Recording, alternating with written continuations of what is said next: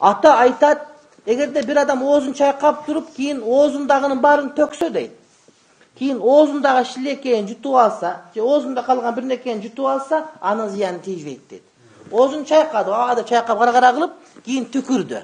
Оозундагы чыгарды. Албетте оозунда бир аз тамчы калат, башка калат, анан шилекей калат. Оозундагы шилекейин же оозунда калган сууну жутуп ала турган болсо түкүргөндөн кийин ал оозусун бузбайт. Анткени бул колунан келип чыгарып түктү муну деген сөз. Ошондой эле бир сагыз чайнай турган болсо, анан ошол сагыздын артында калган бир нерсени да сагыз түкүргөндөн кийин жутуп ала турган болсо, балким ошо шилекей пайда башка пайда болгон, ал дагы орозону бузбайт, бузат деп айтпайм мен дейт. Бирок ошол макру дейт. Бул качан? Бул сагыз чайнап эскирип кулагыңа коюп алган сагыздын болсо. Анан свежий сагыз чайнасаң орозону бузат. Анткени мында даамы бар. Түшүнүктүүбү тууганым? Анан бул сагыз бөлүнбөй турган сагыз болсо, анан ирип кеткен сагыз болуп чайга салып кайра салганда оозуңан ирип майдаланып кетсе, бул орозону бузат. Ирибеген, бекемделген, анан даамы жок сагыз чайнаган болсоң орозоңу бузбайт, ито макру.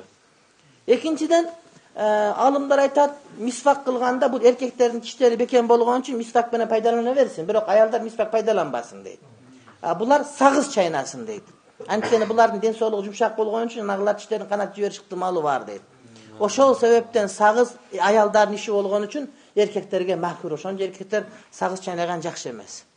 Кээде машинада кетип атканда, уйкусурап кеткенде, башка болгондо, кээде оозун жити өзгөрүп калганда, башка бирөө ыңгайсыз абал болуп кетпесин, кой оозун бити сабырык болуп кетти турган болсо, анда бул адамдар чайнап анан дароо аны ыргытыш керек болот. Анан кечке чайнап адат кылып алып, качан көрсөң чайнап отурган болбойт да.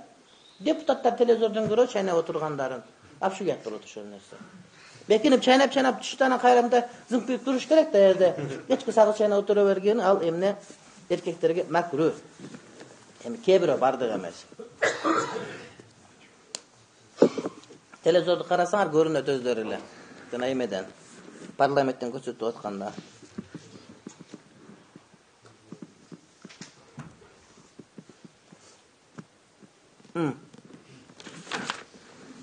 Babu savmil musafir. Musafir adamdın orozası.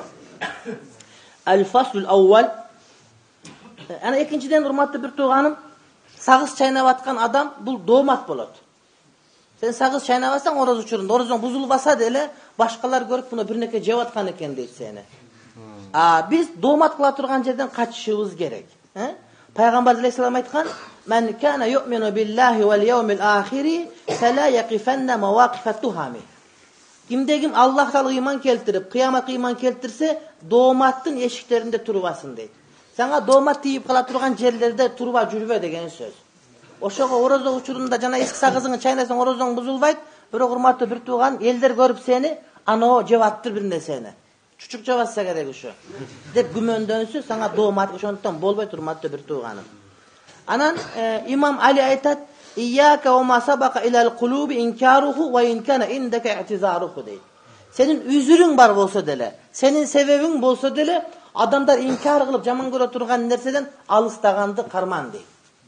Senin mümkünçülüğün var, üzürün var, spravkan var, başkan var, aşkazanın oğruyut, başka. Sen oroza karmavaysın negizi. Oşunday bolsoň dele, oroza uçurunda, men oroza karmavayt elende uşuntup basıp jüre berbe, oroza tutkanday tartipte olup jür degen söz hurmatly bir tuğan. Daima doğmat bola turgan, söz bola turgan jerden alыстап kaç degendi Hazreti Ali oşentip aytıp atar.